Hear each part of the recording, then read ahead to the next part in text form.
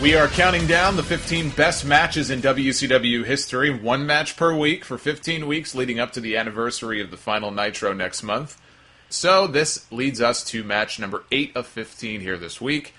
From the first ever SuperBrawl, May 19, 1991, from the Bayfront Arena in St. Petersburg, Florida, Sting and Lex Luger against the Steiner Brothers for the WCW World Tag Team Championship.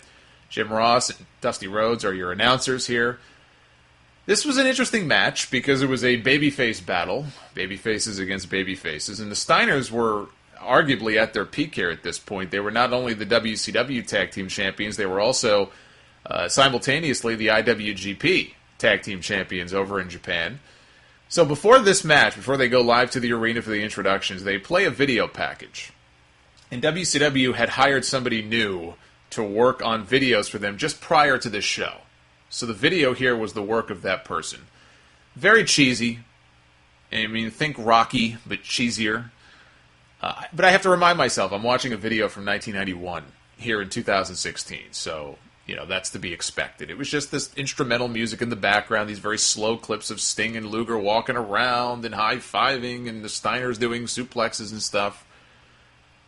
So like I said, this was babyface against babyface. Crowd was into this thing all the way through. There was none of this, nobody knows who to cheer for, so let's all be quiet kind of stuff. Like, these people were into everything these guys did. They were loud from start to finish. For the 11 minutes or so that this thing lasted, it wasn't that long. Non-stop action. I talked about Sting and Vader in the King of Cable finals last week. I believe there was a spot in that match where Sting did a plancha out of the ring onto Vader and Harley Race on the floor. Sting did another plancha here, this time onto Rick Steiner. I think if Sting was 30 pounds lighter, he'd have made a hell of a cruiserweight.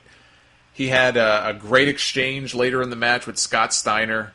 That made me want to see a singles match between the two of them. I'm not sure if they ever did that or not. Back in those days, I'm not talking like Big Papa Pump or anything.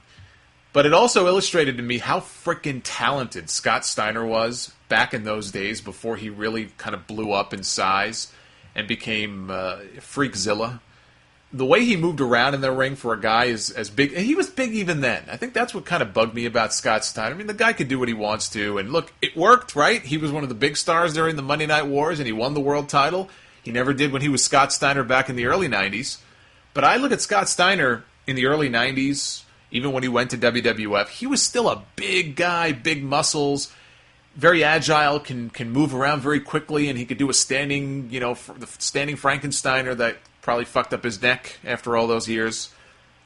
And I just look at that and I think to myself, why, dude? Like, why did you feel the need to go ahead and just completely blow yourself up the way you did? I look at that guy and I say, this guy was just perfect as he was. And as time went on, maybe he would have ended up being a world champion anyway. Maybe he would have broken up from Rick and he would have gone on and had a great singles career and had great matches and could have lasted longer. And I don't know. The Scott Steiner from this period and the Scott Steiner from the late 90s, I was not a big fan of. He was very entertaining, I guess, but two totally different people. I look at this guy here and it's like, he's like a whole other person.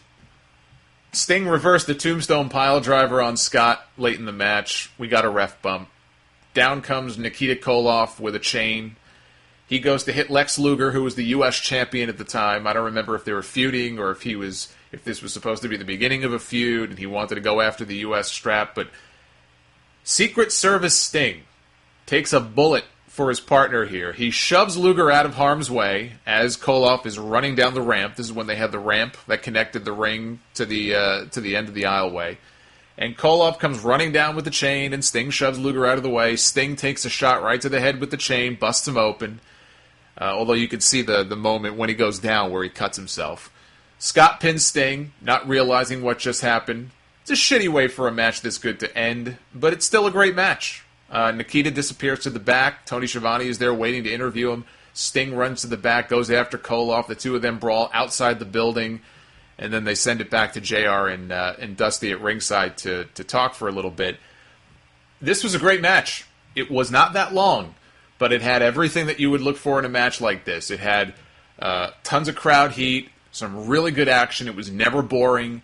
It was never dragging because it really wasn't long enough to drag. I mean, if this were a 20-minute match, I'm sure they would have had a ton of rest holds and all that stuff with guys that, these guys that were this big, but you never really had that in this match, and there were some pretty spectacular moves, and finish aside, I just thought this was great. So that's your Tag Team Championship match from the very first SuperBrawl, which, of course, you can hop on the WWE Network and check it out if you want to. That's match number 8. We'll do match number 9 next week.